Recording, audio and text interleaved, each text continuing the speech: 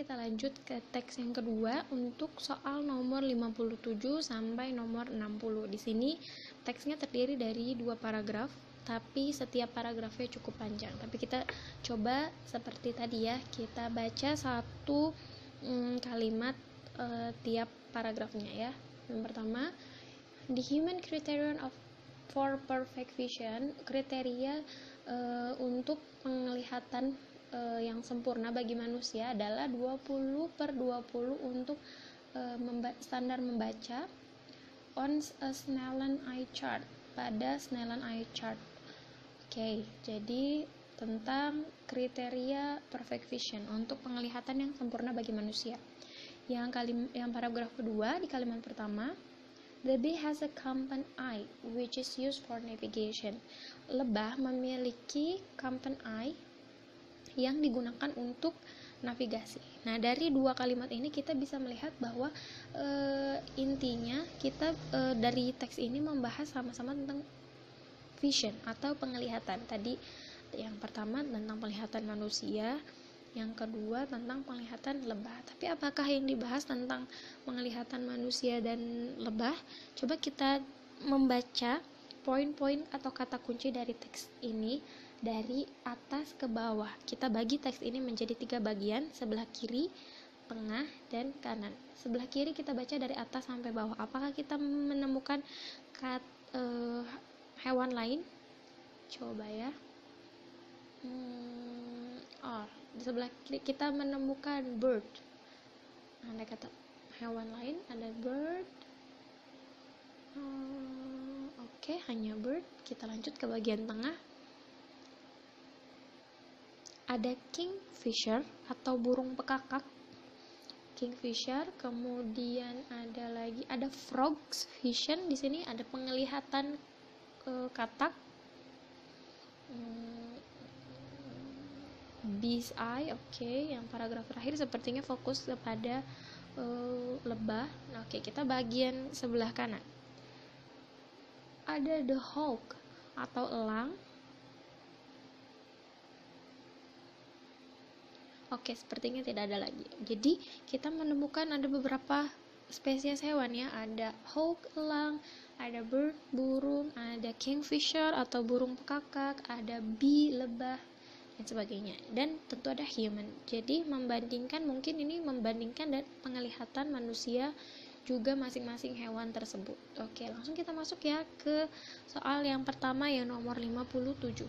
Which of the following best describes the topic of the passage? Yang mana di bawah ini yang mendeskripsikan paling tepat tentang topik dari teks tersebut. Topik lagi-lagi hanya berupa frasa, satu kata ataupun frasa, jadi bukan bentuk kalimat. Kira-kira yang mana teman-teman? Nomor 57 yang nomor tepat adalah yang D. Eye variation among different species. Seperti yang kita baca tadi ya, ada variasi mata atau penglihatan di antara beberapa spesies. Ada spesies burung, spesies tadi ada frog juga disebutkan, ada elang dan sebagainya. Jadi itu yang paling tepat. Lanjut ya ke soal selanjutnya, nomor 58. Berdasarkan dari teks, according to the passage, why my birds, kenapa burung dan binatang lainnya consider humans very visually handicapped. Kenapa hewan-hewan yang burung dan hewan-hewan lainnya mungkin berpendapat bahwa penglihatan manusia adalah penglihatan yang kurang sempurna. Coba kita cari kata handicap atau cacat atau kurang sempurna di teks. Kita kembali ke teks. Nah, setelah kembali ke teks, kita melihat mana sih kata kunci yang kita cari adalah handicapped.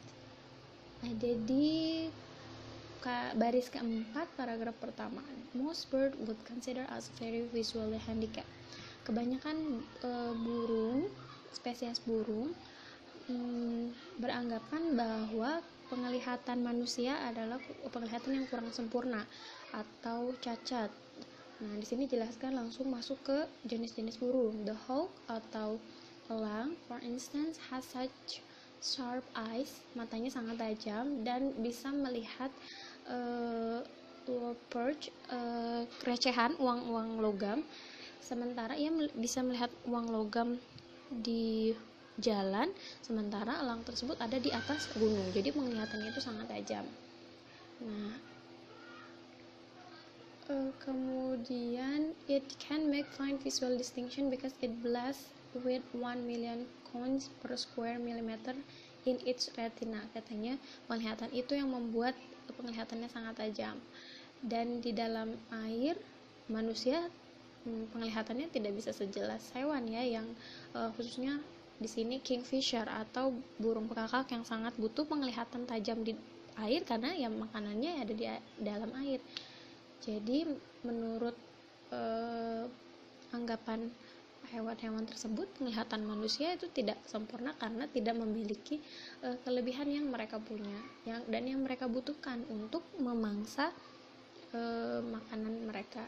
Kita kembali ke teks. According to the passage, why might bird and other animals consider humans very visually handicapped?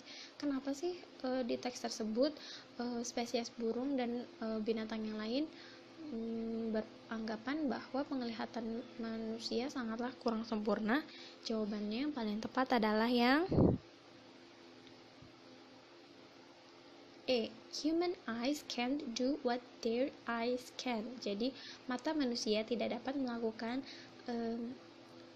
apa yang mata mereka bisa lakukan. Kalau misalnya mata elang bisa melihat dari jarak jauh, matanya sangat tajam karena dibutuhkan untuk mangsanya gitu. Kalau kingfisher memiliki mata yang baik dalam melihat hal-hal yang ada di bawah air. Nah, itu pun manusia tidak bisa lakukan. Jadi, mata manusia tidak bisa melakukan apa yang mata mereka bisa lakukan. Jadi, menurut mereka, mata manusia adalah mata yang kurang sempurna. Begitu berdasarkan penjelasan yang ada di dalam teks. Jadi, yang paling tepat adalah yang E. Lanjut, according to the passage, bug detectors are useful for. Nah, kalau yang tadi teks yang pertama, soal pertama dan kedua, kita harus melihat secara general atau secara umum dari teks tersebut kita menyimpulkan sendiri. Nah, kalau untuk soal nomor 59 ini adalah soal yang berjenis specific purposes atau tujuan yang spesifik. Nah, di sini berdasarkan teks, bug detectors are useful for. Bug detectors berfungsi untuk. Nah, kita karena ini spesifik, kita kembali ke teks dan cari mana kata bug detectors.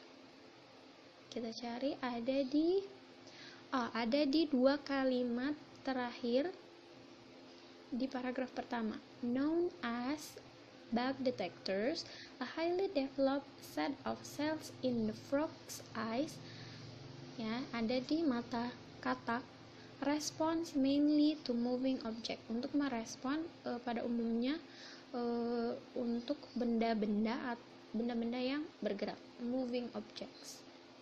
Kita kembali ke pilihannya. A. Navigation, B. Seeing moving objects, C. Avoiding bugs when getting food, D. Avoiding starvation, E. Finding prey among bugs. Yang mana yang paling tepat sesuai teks? Ya, yang B. Seeing moving objects. Karena tadi di kalimatnya terakhir ada kata moving object untuk benda-benda yang bergerak. Jadi yang paling tepat adalah yang B. Lanjut, nomor 60. According to the passage, which of the following is not true? Berdasarkan teks, yang mana yang kurang tepat? Berarti ini jenis soal true or false. Ya, mana yang benar, mana yang salah. Jadi kita harus bedah satu persatu dari pilihannya. Kita lihat yang A dulu. A kingfisher have monocular vision. Burung pekakak atau kingfisher mempunyai monocular vision atau penglihatan monocular.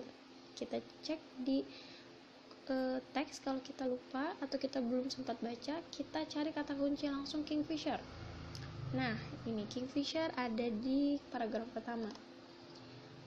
The kingfisher swooping down to spare fish can see. Nah, can see well in both. Dapat melihat dengan baik both di udara maupun di air. Jadi dia bisa melihat dengan baik dengan two fovea, areas of the eye, area di bagian matanya, consisting mostly of cones that provide visual distinction. One fovea permits the bird, while in the air, to scan the water below with one eye at a time. Nah, jadi bisa melihat dari walaupun burungnya masih terbang cuma di udara, tapi bisa melihat dengan jelas yang ada di dalam air.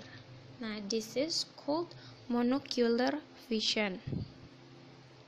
Now, once it hits the water, the other fovea joins in. Ketika burung tersebut memasuki air, fovea yang lain bergabung, allowing the kingfisher to focus. Bisa memungkinkan burung pekakak atau kingfisher untuk fokus di kedua matanya, like binoculars. Kalau tadi hanya satu mata, satu fokus, disebutnya dengan monocular.